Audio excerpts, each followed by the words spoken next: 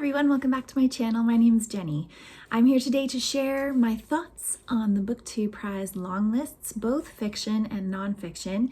I will try not to take too long to discuss each book, but I was really kind of happy with the nonfiction, especially long list this year. So I was really lucky to have 12 of the books that I voted for be part of the 48. So I'm hoping that even though I'm not reading for the first round, I get to read some of these fantastic books, and I certainly will read them regardless of whether I read them for the BookTube Prize rounds this year. But I was so happy that these books, a lot of them based on art, were included in the nonfiction long list. And then, as predicted, most of my selections for the fiction long list were not chosen. So I think I had 9 that I had voted for that crossed over there. So I'm going to talk through the lists and just talk about which ones I think might go through and the impressions I have over some of them. And then I will check back in at the end. Okay, everyone, if you happen to hear me, I might be slurping some tea here, and you're probably going to hear the rustling of my pages, but just bear with me as we go through the groups together. So nonfiction group A. In this group, I think that the 2 that I'm really excited about were Monsters, A Fan's Dilemma by Claire Detter and the Hilary Mantel memoir. I believe those are the 2 that I voted for here. I didn't vote for King of Life because I knew it would get in all on its own. And I'm sure the Susan Casey will be popular as well because it is, a nature-based book. And those seem to be quite popular. So for out of this group, I would prefer Monsters, Hilary Mantel, and King probably. But I wouldn't be surprised if it's Hilary Mantel, King, and the Underworld that actually make it through to the next round. Okay, in nonfiction group B, again, I did vote for The Art Thief and How to Say Babylon to go through, I believe. Let me check that I voted for the Art Thief. Oh, I also did vote in group 1 for The Marriage Question by Claire Carlyle. So yeah, I did vote for The Art Thief. So these were the ones that, appealed the most to me. But, these other ones that are based more in history, such as Flee North and A Fever in the Heartland, obviously going to be very popular books that will go through. We'll see about Judgment at Tokyo. I think it will depend a lot on whoever happens to be reading. I mean, that's an 892-page book. That's huge. So that's going to be quite something to get through. For nonfiction group C, I would think that Doppelganger would be, a shoo-in to get through in this group. I don't think that I did vote for Brave the River Wild. So that was one of the ones that I wanted to get through. I didn't vote for A Death in Malta. We Were Once a Family, I think. Yeah, I think that one looks interesting. I didn't vote for it, but Group C, I think, has a bit more going on. There's a lot of different stuff in here. So it's a little bit harder, I think, to predict. It'll really depend upon the judges and what they're looking for in their work. But I did vote for Thunderclap as well because a memoir of art and life, and I love memoirs, so that's my sweet spot in these.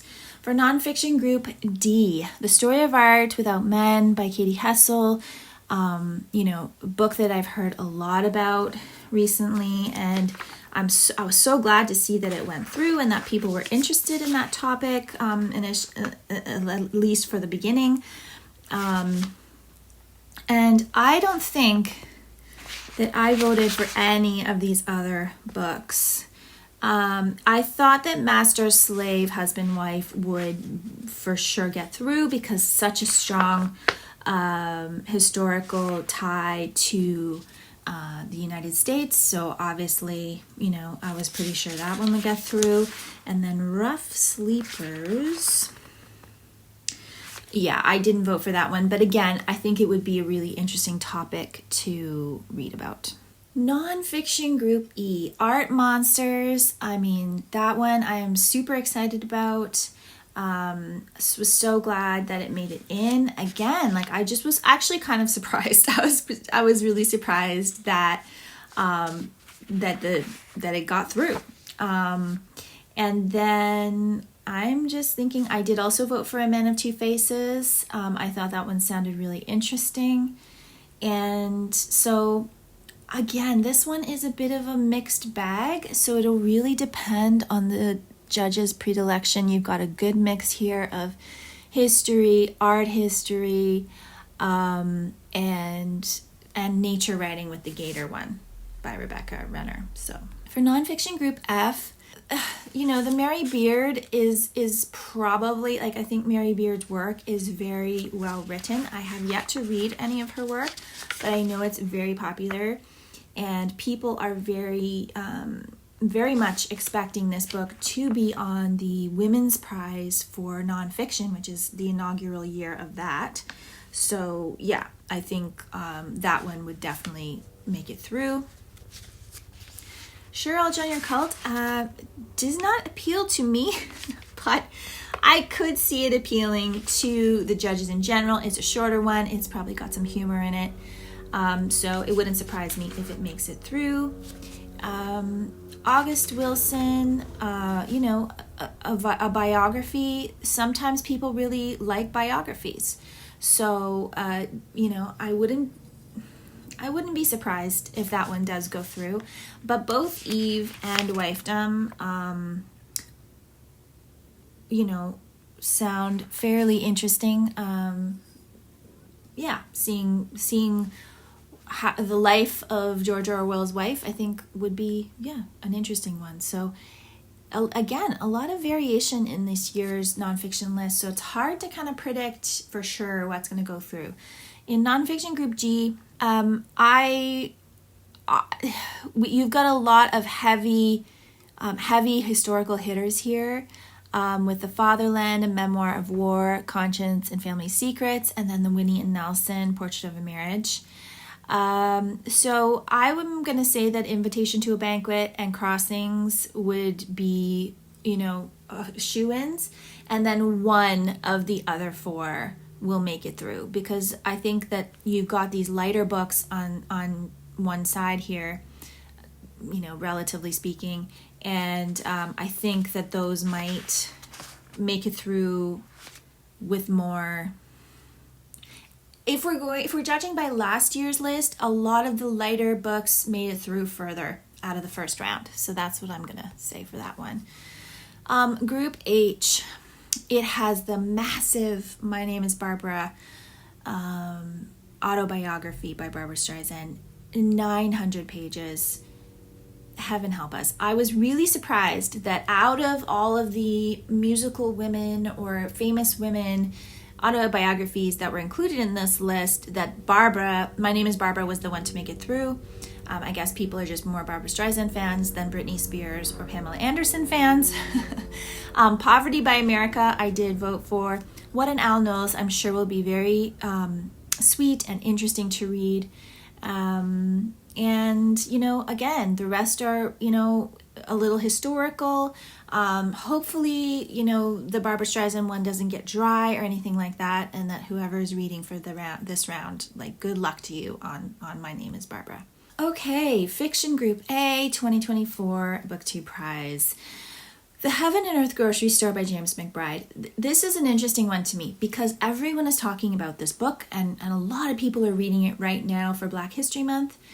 The other thing is, I read his previous novel for the BookTube Prize in 2022, I believe, Deacon King Kong.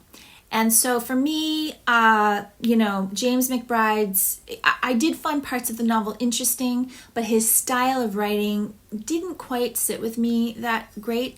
So I'm not personally interested in reading this one, but there's so many people who are very, very into it. Similarly with Colson Whitehead, Crook Manifesto, this one is, I believe, the second in a trilogy, which is going to be his Harlem series.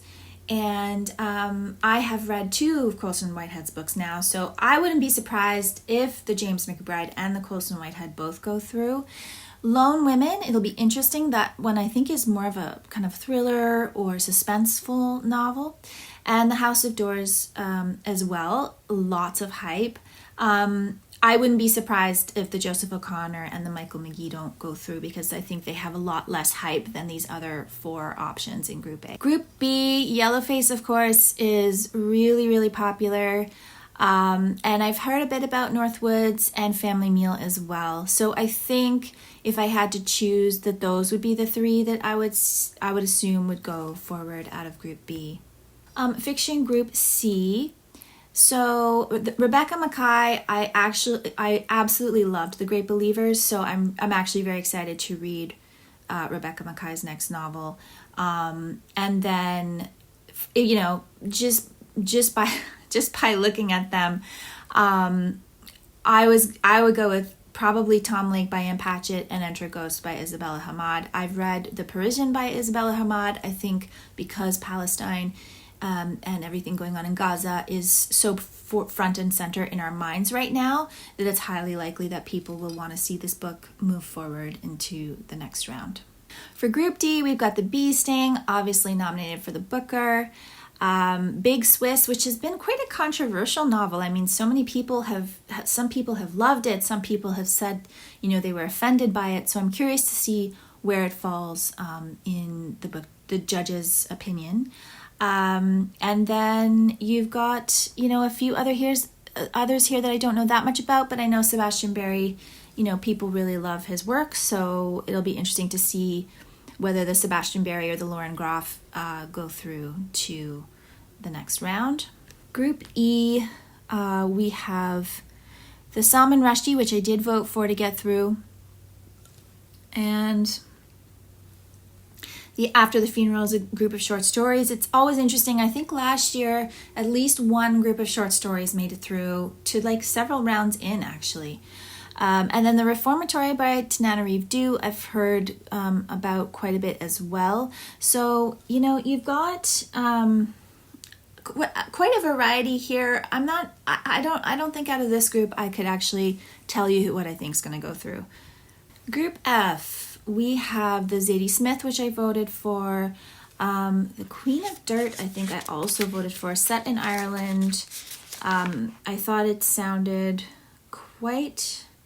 Oh, actually, I didn't vote for that one, but I did put that I would be interested in reading it if it came through. The Biography of X, Catherine Lacey's book, Pew, which was in the 2022... fiction group I read, and I wasn't a huge fan. I thought, you know, it kept my interest, but I wasn't a huge fan of it. So I would not advocate that this is going to go through. Some people really like Catherine Lacey's writing. I think this book is longer and even more confusing apparently than Pew was. So I would be surprised if it gets through. And yeah, I can't say I know much about the other ones that much, although I think the Paul Harding was also on the Booker Prize list. Fiction Group G, we have Prophet Song by Paul Lynch, which of course won the Booker, so I would assume that would go through. And the Chain Gang All-Stars, of course, has gotten a lot of hype as well. And Tremor by Teji Cole, I've heard, is quite good. So those would be my 3 picks that I'm going to say I think will go through to the next round.